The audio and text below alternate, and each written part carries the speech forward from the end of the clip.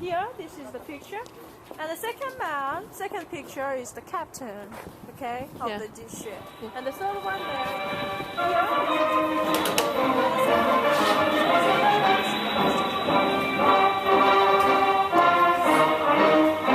The great leader Kim Jong-il said as follows: "The brave seamen of our People's Army captured Pueblo, the armed spy ship of the U.S. imperialists, which was conducting espionage in our territorial waters, and over 80 aggressors on board the ship. It was a severe punishment to the U.S. imperialist aggressors who violated the sovereignty of our country." Pueblo, armed spy ship of the U.S. imperialists. This is Pueblo, armed spy ship of the U.S. imperialist aggression forces captured by our seamen on January the 23rd, 1968.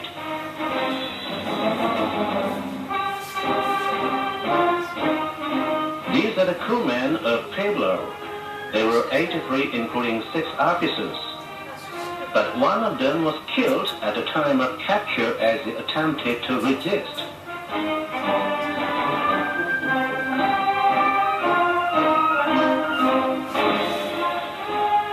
The report on the capture of Pueblo excited the world. A foreign reporter said, "The capture of a U.S. warship by other nation is a surprising event unprecedented in history.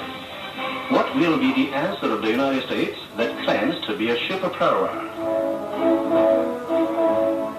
The then U.S. President Johnson, with an air of surprise, said Pueblo was a civilian marine research vessel which was operating on the open sea, and he maintained that the capture of Pueblo and its crew was a violation of the international law.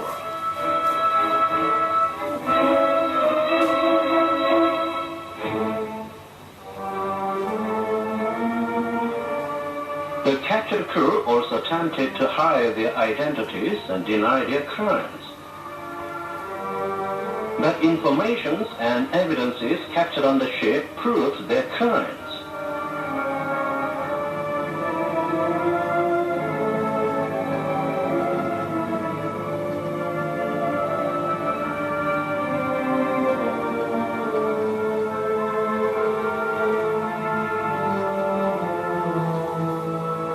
Captain of the ship, Lieutenant Colonel Lloyd Mark Butcher, confessed that Pueblo was an espionage vessel belonging to the U.S. Pacific Fleet, and all the crew had rich experiences of espionage, and that the commander of the operation was Rear Admiral Frank Johnson, the commander of U.S. Navy in Japan, and their task was to detect military objects and the distribution of radar networks along the coast of the Democratic People's Republic of Korea and the movements of Navy of the Korean People's Army.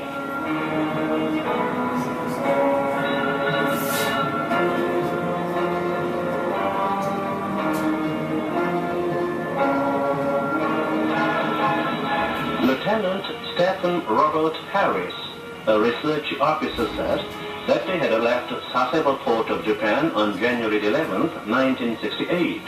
And as soon as they had entered the waters of East Korean Bay, they disguised the ship as a civilian research vessel and started operations.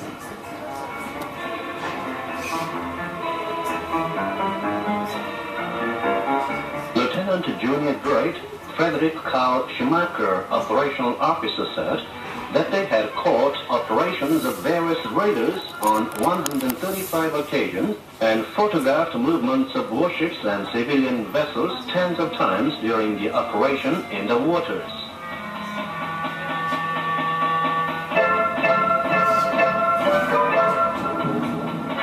Lieutenant Edward Lance Murphy, administrative officer, said that their captain, upset with no tangible success, ordered them on January 23rd to approach Wonsan closer, and so they had come closer to Wonsan and conducted espionage acts. He continued that their location at that time was 7.6 miles from Rio Island on the Sea of Wonsan, and the warships of the Democratic People's Republic of Korea had appeared and captured them.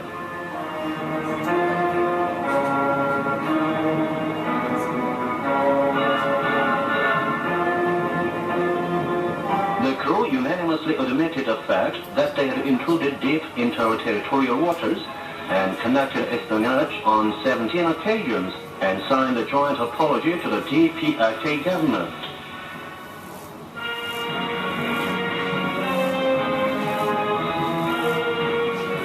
As a result, the statement of U.S. President Johnson was proved to be a sheer lie.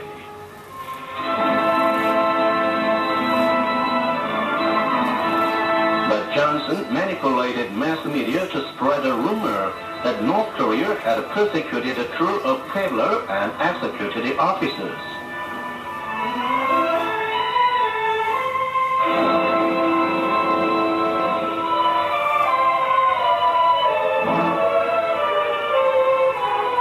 But at that moment, the officers were writing a letter to the President Johnson. Your Excellency President, now we are enjoying humanitarian treatment and are provided with everything necessary for our daily life. The treatment accorded us is beyond the expectation which we do not deserve.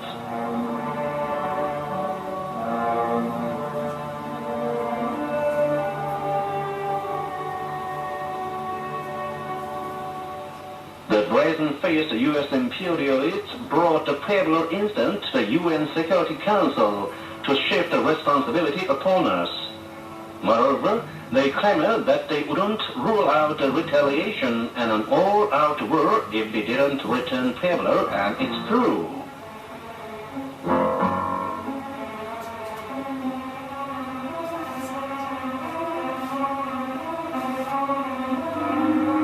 At the same time, they brought larger forces, including the nuclear-powered aircraft carrier Enterprise, to make us surrender.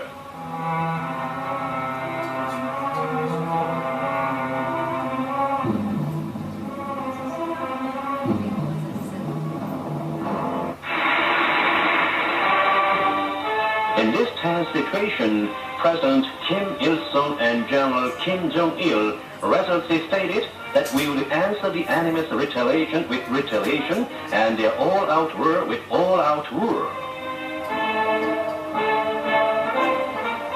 Many countries of the world supported the revolutionary stand of our republic and condemned the U.S. imperialists.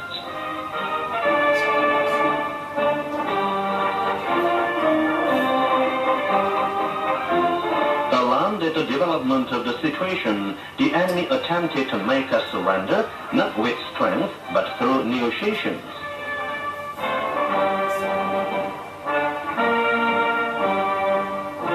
General Kim Jong-il instructed to state, the U.S. government should take responsibility and apologize.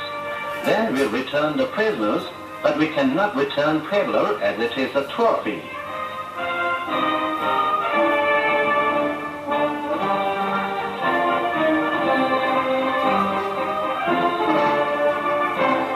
At that time, there was a press conference with the crew of Pueblo in Pyongyang at the request of the journalists from various countries who had come to celebrate the 20th anniversary of the foundation of the Democratic People's Republic of Korea. All our crimes have already been disclosed to the world. Unless the U.S. President and government apologize to the Democratic People's Republic of Korea government for our crimes, we will be brought to the trial according to the laws of this country and be sentenced either to death or long-term imprisonment.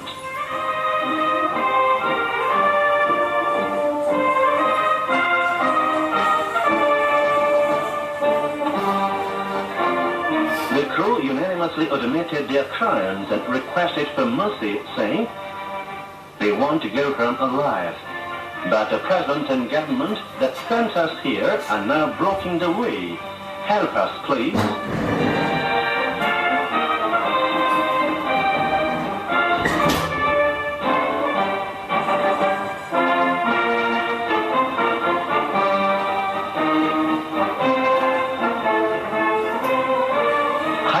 Martin, American journalist, said that he was very ashamed as an American to hear the words of the prisoners, and the U.S. President and government should not only apologize but also guarantee that such things will never happen again.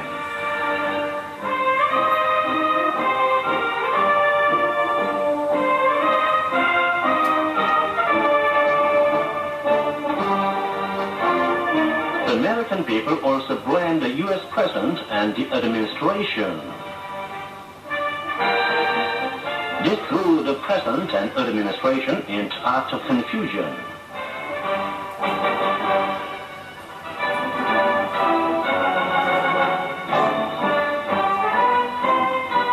On December 23, 1968, 11 months after the capture of Pueblo, the enemy knelt down before the Korean people and made an official apology.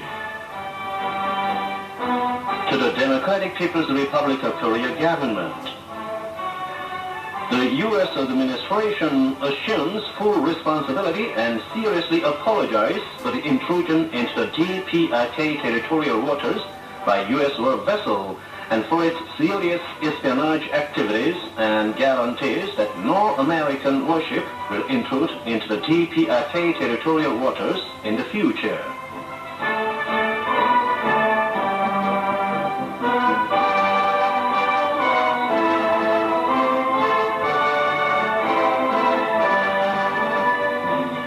The U.S. representative was so confused that he even forgot to write a data in the apology. He wrote the data hurriedly urged by a representative.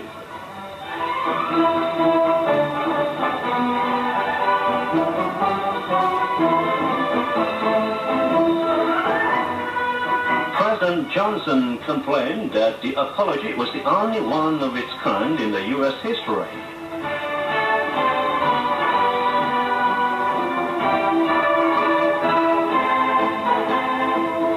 At 11:30 in the morning that day, the DPRK government announced that it would expel over 80 spies out of the Republic.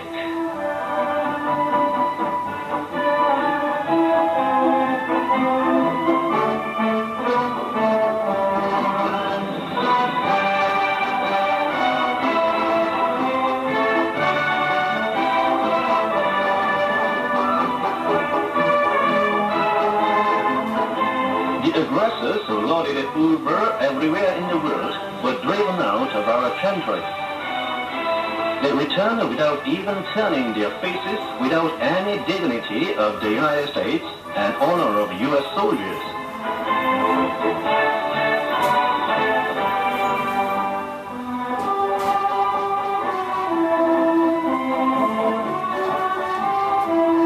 The U.S. imperialists who knelt down before the Korean people are now running on downhill.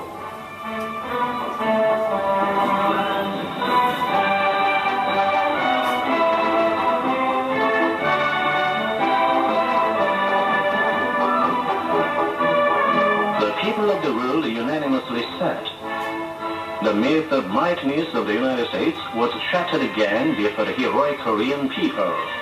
The victory of the Korean people, it is a victory of the great leader Kim Il-sung and the glorious Workers' Party of Korea. Many years have passed since the Pueblo incident, but Pueblo, a witness of history and prophecy, will testify century after century the crimes of aggression committed by the U.S. imperialists against the Korean